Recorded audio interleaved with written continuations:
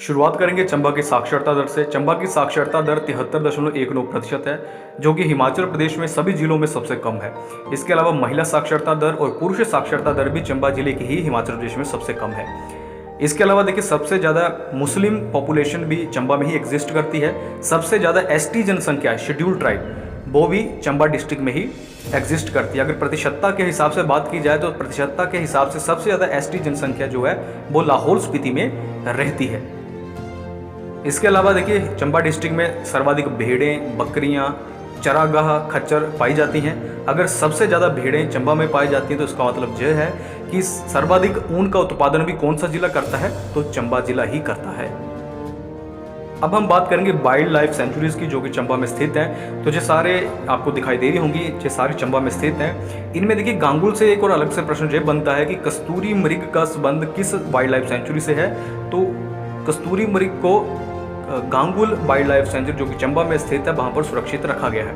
तो ये फैक्ट भी आप याद रखेंगे। अब हम बात करेंगे झरनों की, क्योंकि हम पिछली वीडियो में ये डिस्कस नहीं कर पाए थे। तो जो भी हम पहली और दूसरी वीडियो में डिस्कस नहीं कर पाए हैं, वो भी हम इस वीडियो में डिस्कस करेंगे। तो कौन कौन से झरने चंबा में स्थित है, तो सतधारा, धनशो, कालिका, ये सारे स्थित हैं चंबा में और सभी क्या है, ठंडे पानी के जे झरने हैं। अब हम बात करेंगे पर्वत चोटियों की। तो देखिए, चंबा की सबसे ऊंची चोटी है पीर पंजाल और इसकी ऊंचाई है 5,972 मीटर।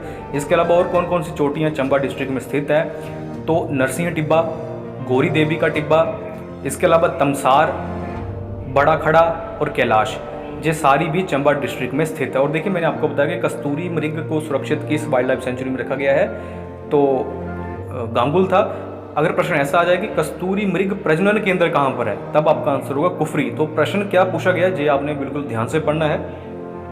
अब हम बात करेंगे जल विद्युत परियोजनाओं की, जो कि स्थित है चंबा में। तो ये सारी ही चंबा में स्थित है। इनमें देखिए, जो सेली परियोजना है ये चिनाब नदी पर है। बाकी सारी ही कौन सी नदी पर बनाई गई हैं, रावी नदी पर। जो बैरासियूल है वो बैरा खड्ड पर, जो कि बैरासियूल खड्ड पर, जो कि रावी की ही सहायक खड्ड है। इसके अलावा देखिए, चमेरा परियोजना को 3 चरणों में पूरा किया गया है, चमेरा 1, चमेरा 2, चमेरा 3। और ये सारी ही परियोजनाएं किसके अधीन है, तो NHPC के अधीन है, नेशनल हाइडल पावर कॉरपोरेशन के अधीन। देखिए, हमने डिबरी, कोठी और सैचू नाला पत्थर लेक की तो बात की थी कि ललित बर्मन के द्वारा इसका निर्माण किया गया और पांगी चंबा में जो प्राप्त हुए थे। लोह टिकरी पत्थर लेक हमने डिस्कस नहीं किया था, तो जसाटा बर्मन इसके निर्माण करता और चुराह चंबा में जो पाए गए थे लोह टिकरी पत्थर लेक हैं जे भी। अब हम देखिए बात करेंगे कुछ ऐसे जगहों की जो कि चंबा में स्थित है जिनसे प्रश्न बनते हैं, जैसे कि डलहौजी। तो डलहौजी का नाम जो कि गवर्नर जनरल थे ब्रिटिश भारत के लॉर्ड डलहौजी, इनके नाम पर रखा गया है। इसके अलावा खजियार को हिमाचल प्रदेश का स्विट्जरलैंड भी कहा जाता है। बकलो कंटोनमेंट बोर्ड, वो भी चंबा में स्थित है, बकलो सैनिक छावनी।